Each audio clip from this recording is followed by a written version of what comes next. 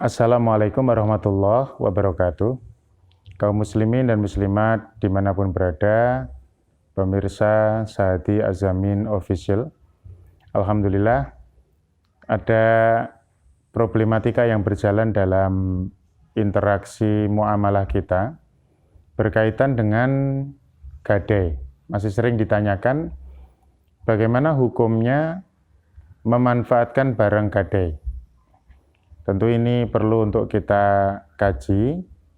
Jadi kalau kita buka di dalam referensi fikih Islam, yang namanya rohen atau gadai ini asalnya adalah bagian daripada upaya untuk agar orang yang mempunyai hutang, itu dia terjamin untuk pelunasan hutangnya.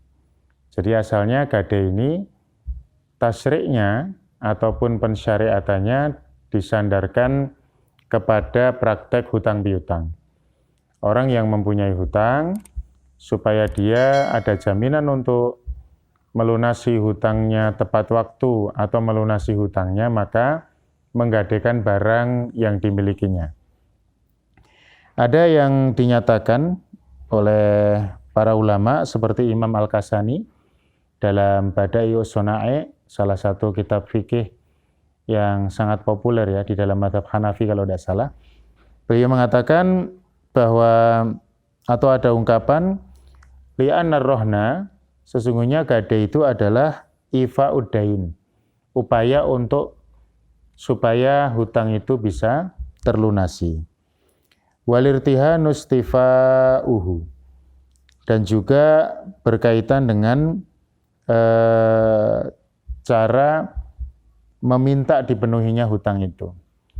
Nah maka begini, kaum muslimin dan muslimat, saudaraku, bahwa memanfaatkan barang gadai itu memang nanti dilihat kepada bentuknya, ya.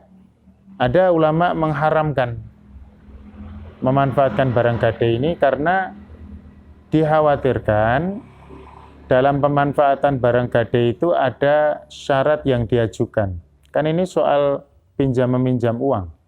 Jadi ketika seseorang meminjamkan uang, kemudian dia mengatakan, aku akan pinjamkan uang kepadamu, syaratnya kamu menggadaikan barang yang kamu punya kepadaku. Dan barang yang digadaikan itu sebetulnya bukan merupakan syarat, tapi merupakan kewajiban daripada seseorang yang berhutang untuk menjaminkan dia bisa membayar hutangnya. Kemudian disyaratkan, aku akan pinjamkan uang kepadamu, syaratnya aku bisa menggunakan barang yang kamu gadaikan. Mungkin berupa kendaraan, bermotor, atau mobil, atau yang lainnya.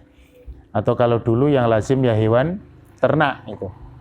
Nah ini kalau disyaratkan di awal, dalam istilah para ahli fikih itu fisul bil aqdi, pada saat akad itu disampaikan maka jelas terlarang.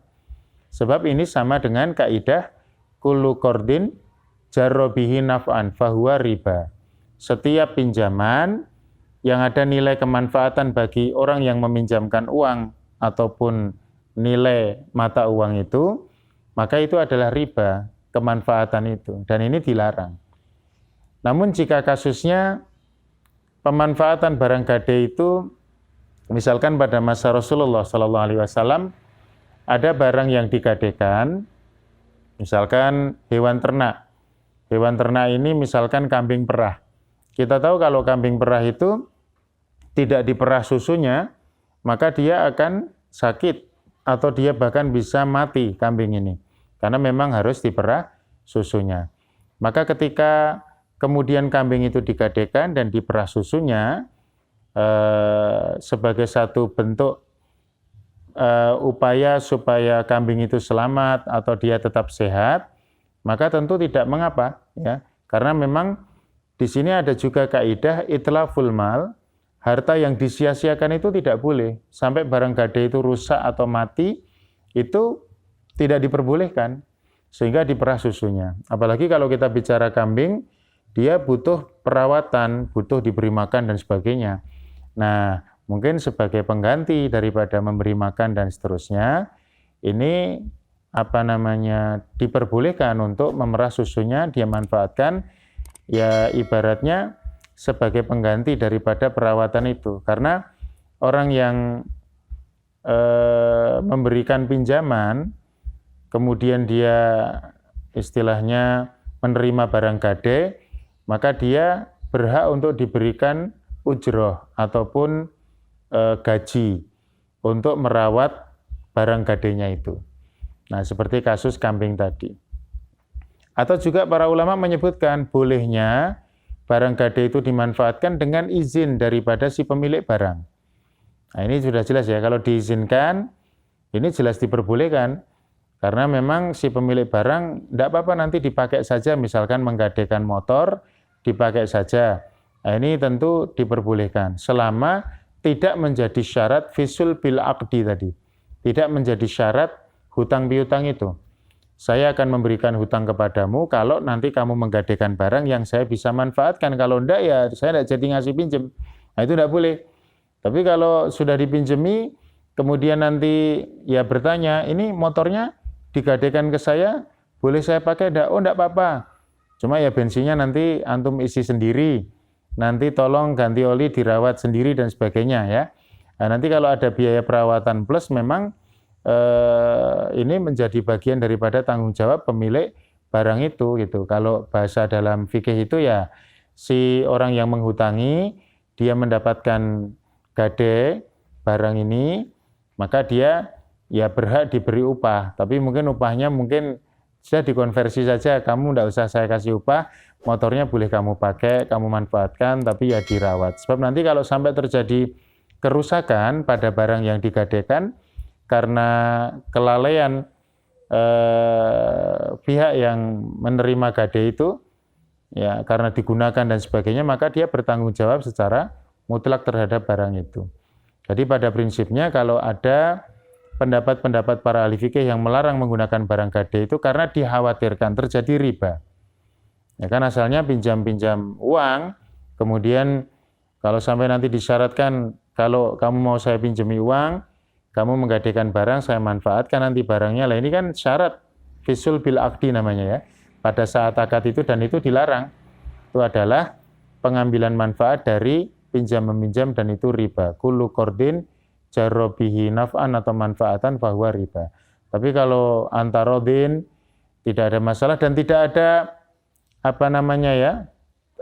khilah syariah ya, tipu daya untuk ngakal-ngakali syariat ya, memang murni pinjam meminjam kemudian sebagai satu bentuk tanggung jawab supaya nanti bisa mengembalikan uangnya secara tepat waktu. Dia menggadekan motor misalkan, kemudian si peminjam ini mengatakan bolehlah motor saya dipakai daripada tidak manfaat. Ya, tadi terkait dengan itlaful mal atau idha'atul amwal, menjadikan barang itu tidak berguna. Ada juga misalkan tanah itu kalau tidak dikerjakan, misalkan menggade tanah untuk jaminan, kalau tidak dikerjakan nanti struktur tanahnya rusak. Lah itu malah diperintahkan untuk dikerjakan supaya bisa memberikan manfaat. Demikian yang juga penting untuk kita pahami. Memang nanti boleh dan tidaknya dilihat kepada bentuknya. Tapi ini bagian daripada fleksibilitas syariat Islam dan dijelaskan oleh Profesor Dr. Wahbah Zuhaili dalam Al-Fiqhul Islami wa Adilatuhu. Semoga bermanfaat. Assalamualaikum warahmatullahi wabarakatuh.